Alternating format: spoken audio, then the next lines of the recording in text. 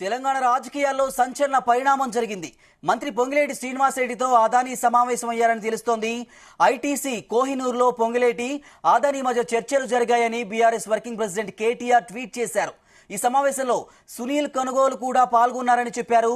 కాంగ్రెస్ కు ఆదాని ఫ్రంట్ అయ్యారని కేటీఆర్ ట్వీట్లో పేర్కొన్నారు.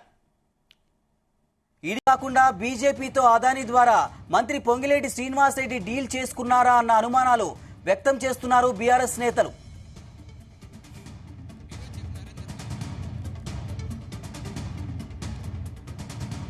ఇక ఇదే ఇష్యూకు సంబంధించి మా బ్యూరో చీఫ్ నరేందర్ మరిన్ని డీటెయిల్స్ అందిస్తారు. నరేందర్.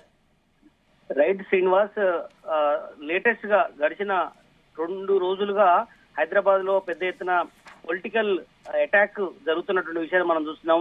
కొండా సురేఖ ఇష్యూ కావచ్చు, కేటీఆర్ ఉదయం నుంచి జరుగుతున్న పరిణామాలు. అయితే కాసేపటి క్రితమే కేటీఆర్ ఒక ఆసక్తికరమైనటువంటి ఒక ఇంట్రెస్టింగ్ ఒక ట్వీట్ చేయడం జరిగింది. ఇక్కడ ప్రధానంగా ఏంటంటే ఆదాని సంబంధించినటువంటి ఇష్యూ మనం చూస్తున్నాం. దేశంలో బడా పారిశ్రామికవేత్తగా ఉన్నారు.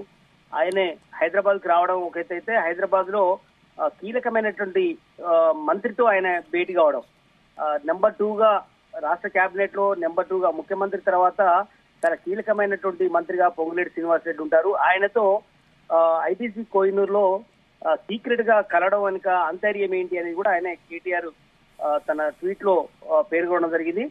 దీంతో ఈ సమావేశంలోనే సునీల్ కనుగోలు కూడా ఉన్నారని కూడా ట్వీట్ లో చెప్పడం జరిగింది. సునీల్ కనుగోలు మొత్తం కూడా మనకు తెలుసు, రాష్ట్ర రాజకీయాల్ని ఆయన చక్రం తిప్పడంలో దిట్ట. ఎందుకంటే మొత్తం కాంగ్రెస్ కు వ్యూహకర్తగా ఉన్నారు.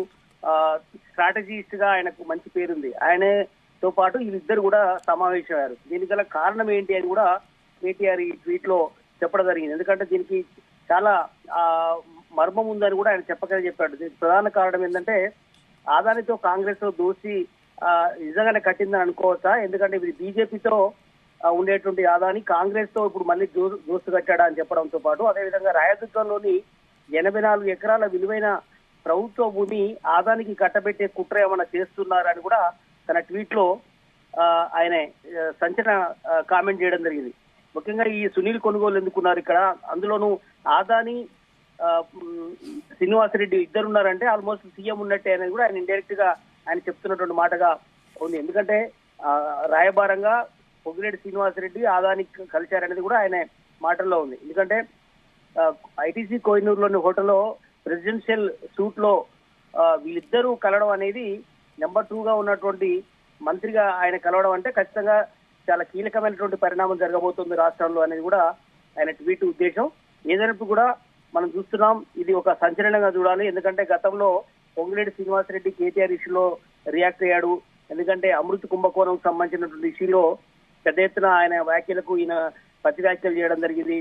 అందులో ప్రతి అంశంలో కూడా పొంగిలేటి శ్రీనివాసరెడ్డి తెర మీదకి వచ్చి మాట్లాడుతుంటాడు. ఐఎన్టీఆర్ మంత్రిగా కావచ్చు, లేదంటే నెంబర్ 2 గా ఆయనకు మంచి స్థానం ఉంది. రేవంత్ రెడ్డితో కూడా మంచి సంబంధాలు ఉన్న నేపథ్యంలో ఆయనతో ఈయన మెయింటైన్ చేయడం అంటే అది ఖచ్చితంగా ఒక హాట్ పరిణామంగా మనం చూడాల్సిన అవసరం ఉంది.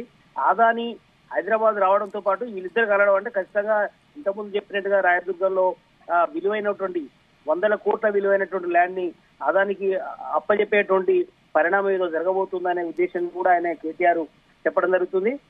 మనం ఉదయం నుంచి కూడా చూస్తున్నాం, వివిధ అంశాల మీద పెద్ద ఎత్తున ట్వీట్లు కావచ్చు, ఇష్యూస్ నడుస్తుంది. అలాంటి టైంలో కేటీఆర్ ఇది ఒక ఇంట్రెస్టింగ్ పొలిటికల్ సంబంధించినటువంటి ఇష్యూని ఆయన ట్వీట్ చేయడం జరిగింది.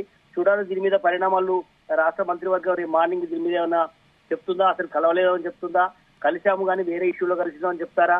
బట్ ఏదైనా కూడా చూడాలి, పొంగులేటి నుంచి ఎలాంటి స్పందన రాబోతుంది, మార్నింగ్ అంటే ఎలా రియాక్ట్ అవుతారని కూడా మనం చూడాల్సిన అవసరం ఉంది. Srinivas. Right, thank you Narender.